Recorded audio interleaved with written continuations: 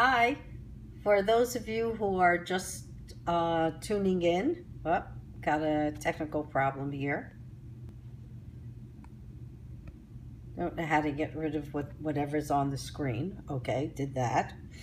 Uh, Now let me see. I don't know what's going on here. Okay, here I am again. Thanks for joining. I know that there are other things one could be doing on a Sunday. A lot of guys and women have shopping, whatever to do, kids.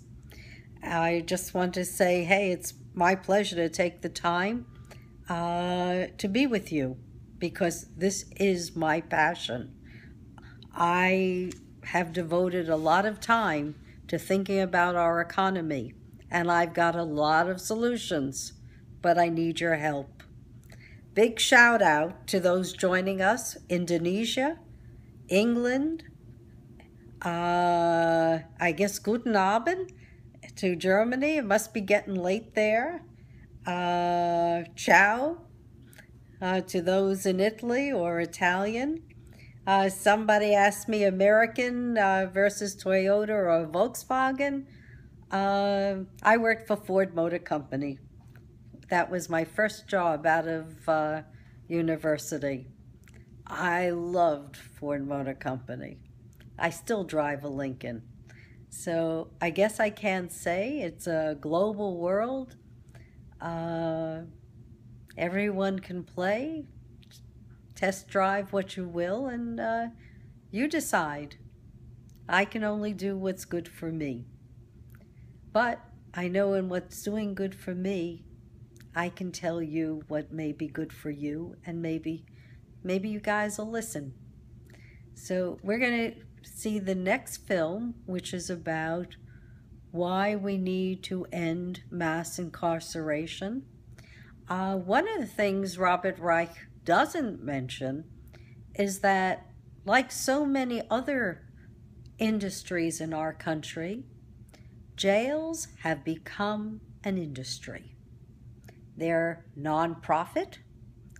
A lot of them are REITs. As a REIT, which is a real estate investment trust, they get tax-exempt advantages. Unlike us small businesses who never got anything for we never got anything for nothing. In fact, my small business, even though it's closed and it had no revenue at the end, is still bugging me. So that's the disadvantage of being a small business, but a great advantage if you're like me and you feel you want to do your own work for your own self.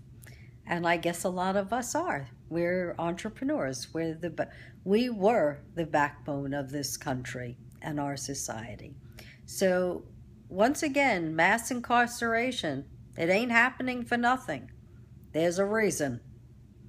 Also, they're making so much money on mass incarceration that it pays to put people in jail.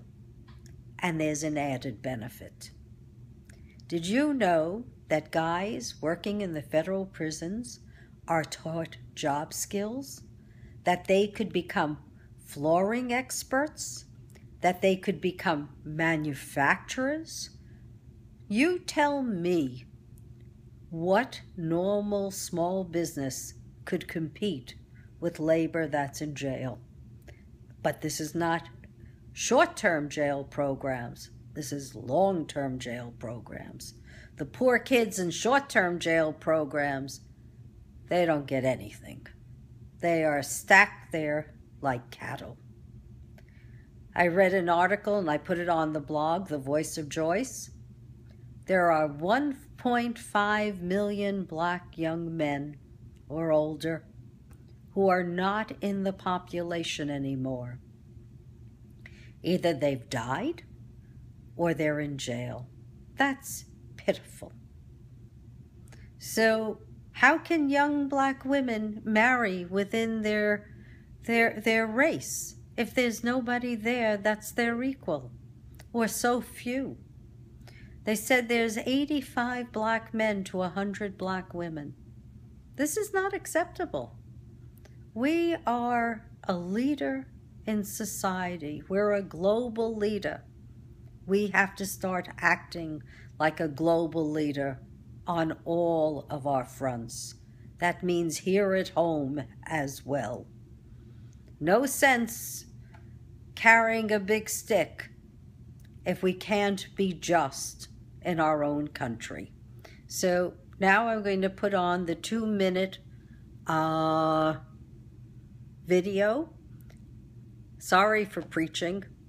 And hey, look at it. Tell me what you think. And then we'll go on to the last one that they've provided and discuss that as well. So here we are, guys. To turn it on to the screen, press the button. And this is on why we need to end mass incarceration.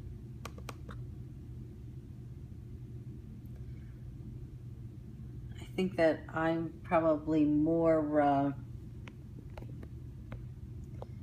I like it to do things instantly, meaning the computer, it doesn't seem to happen that way. Incarceration now.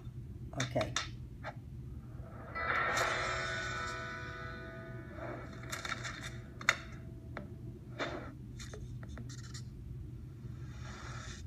Imprisoning large numbers of Americans is wrong. It's also racist.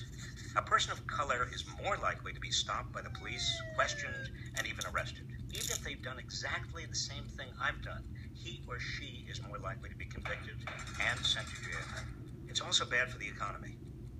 In the big picture, today the United States has 5% of the world's population, but has 25% of its prisoners.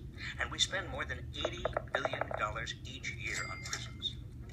There were fewer than 200,000 Americans behind bars as recently as the mid-1970s, but mandatory minimums and 3 strikes you're out laws ballooned that number to nearly 2.5 million today, despite widespread evidence that locking people up doesn't make us safer. Even though blacks, whites, and Latinos use drugs at similar rates, people with black and brown skin are more likely to be pulled over, searched, arrested, charged with a crime, convicted, and imprisoned.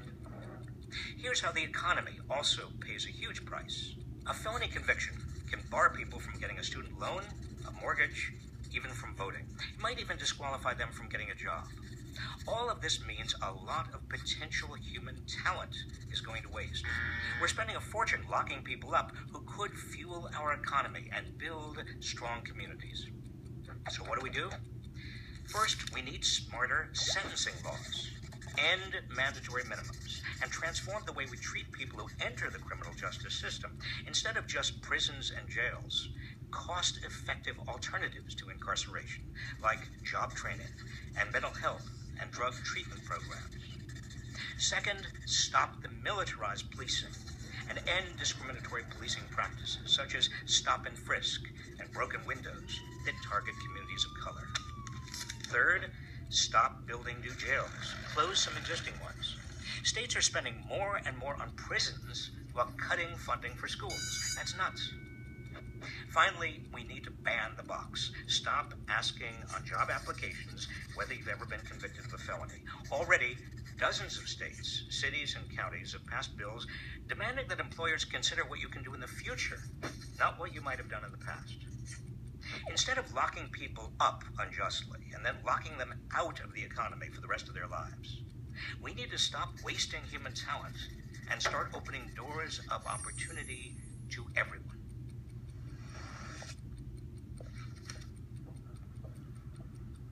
Okay, I don't know what. I didn't see too many comments towards the end. The last video, which I really do think is the most important of all, which we'll screen, and then I'm going to do the topics that I think are most important to get us back into a job economy, one that we're not seeing today, one that utilizes more of our people. So that will be the last one. Give me a couple of seconds to review what we've said and see any of the questions which I don't see right now. And we'll get back on to what I think is really important macroeconomics. Thank you. See you in about 10 minutes.